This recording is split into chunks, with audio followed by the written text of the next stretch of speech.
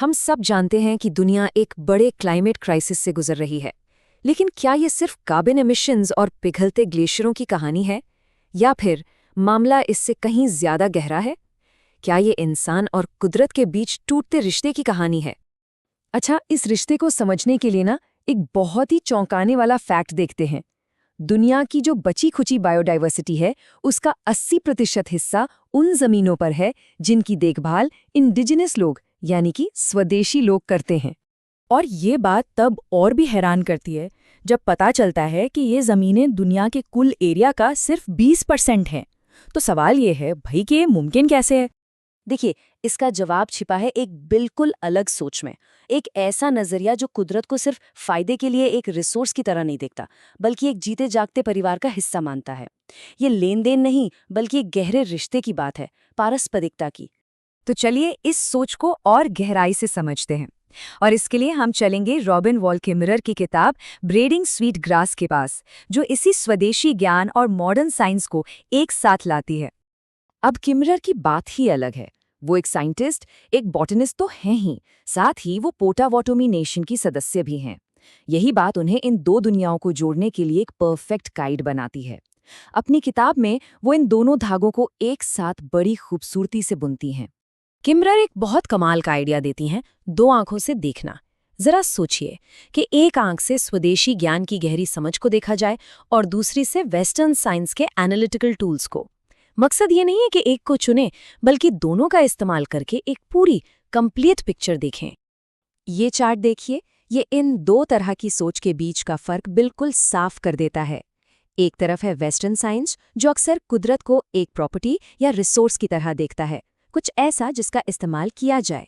वहीं दूसरी तरफ है ट्रेडिशनल इकोलॉजिकल नॉलेज यानी TEK, जो कुदरत को रिश्तेदारों का एक परिवार मानता है। यहाँ फोकस शोषण पर नहीं, रिश्ते पर है। किमरर की ये बात बिल्कुल इस सोच की जड़ तक पहुंचती है। कई स्वदेशी भाषाओं में एक पत्थर या नदी के लिए इट यानी वह शब्द का इस्तेमाल नहीं होता, उन्हें जीवित माना जाता है। सोचकर देखिए, जब कोई नदी वो नहीं बल्कि कोई बन जाती है, तो क्या उसे उसी तरह गंदा किया जा सकेगा? हमारी भाषा हमारी सोच को बदल देती है। तो ठीक है, ये पारस्परिकता, ये आभार आखिर असल जिंदगी में कैसा दिखता है? चलिए टेक के कुछ प्रैक्टिकल सबक देखते हैं। टेक के दिल में जो आइडिया है वो है गिफ्ट इकोनॉमी का। मतलब धरती हमें जो भी देती है, खाना, पानी, हवा, वो हमारा हक नहीं है, एक तोहफा है। और हर तोहफे के साथ एक जिम्मेदारी आती है बदले में कुछ वापस देने की। और इस सोच का सबसे खूबसूरत उदाहरण मिलता है 3 बहनों की पारंपरिक कहानी में, मक्का, सेम और स्क्वाश। होता क्या है कि जब इन तीनों को एक साथ उगाते हैं तो ये एक दूसरे की मदद करते हैं। जैसा हम देख सकते हैं, मक्का सेम को सहारा देती है, सेम मिट्टी में नाइट्रोजन डालकर सबको पोषण देती है, और स्क्वाश के चौड़े पत्ते फालतू घास को उगने से रोकते हैं। ये कुदरत में टीम वर्क का एक परफेक्ट एग्जाम्पल है। पर रुकिए, ये 3 बहनों की कहानी सिर्फ खेती की नहीं है। ये तो एक मिसाल है कि एक अच्छा समाज कैसे काम करता है, जहां हर कोई अपनी खासियत से योगदान देता है और बदले में उसे सहारा मिलता है, ताकि सब साथ मिलकर आगे बढ़ सकें। और इसी सोच को हम ऑनरेबल हार्वेस्ट यानी सम्मानजनक फसल के उसूलों में देख सकते हैं। ये एक तरह की प्रैक्टिकल गाइड है कुदरत से कुछ भी लेने के लिए। ध्यान दीजिए, ये नियम सिर्फ ये नहीं बताते कि क्या लेना है, बल्कि ये भी बताते हैं कि कैसे लेना है और बदले में क्या देना है। तो क्या ये सब बस अच्छी अच्छी बातें हैं, पुरानी कहानियां हैं? जी नहीं, बिल्कुल नहीं। यही सिद्धांत अब यूनाइटेड स्टेट्स में असल पॉलिसी बना रहे हैं। पिछले कुछ सालों में एक बहुत बड़ा शिफ्ट आया है।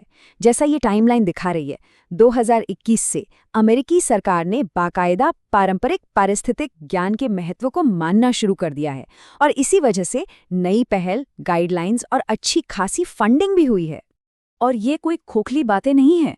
ये व्हाइट हाउस के एक ऑफिशियल मेमोरेंडम से लिया गया है, जो साफ साफ कहता है कि स्वदेशी ज्ञान देश की साइंटिफिक और इकोनॉमिक तरक्की के लिए जरूरी है।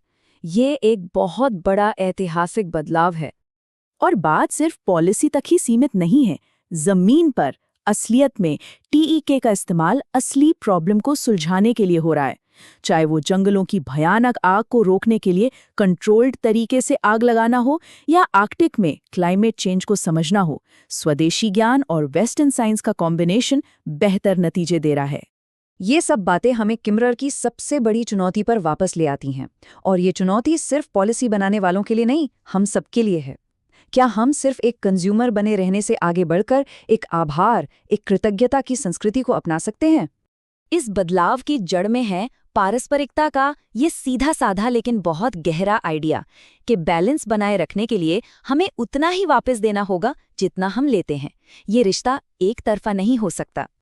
और आखिर में किमरर स्वदेशी या इंडिजिनस होने के मतलब को ही बदल देती हैं। जैसा ये कोट कहता है, ये खून या नस्ल की बात नहीं है, ये जिम्मेदारी की बात है, इस तरह से जीने की। और इसी के साथ ये पूरी बातचीत हमें एक आखिरी सवाल पर लाके छोड़ देती है। सवाल बहुत सीधा है, पर इसका जवाब शायद हमारा आने वाला कल तय करेगा। धरती ने हमें सब कुछ दिया है, हम बदले में क्या देंगे?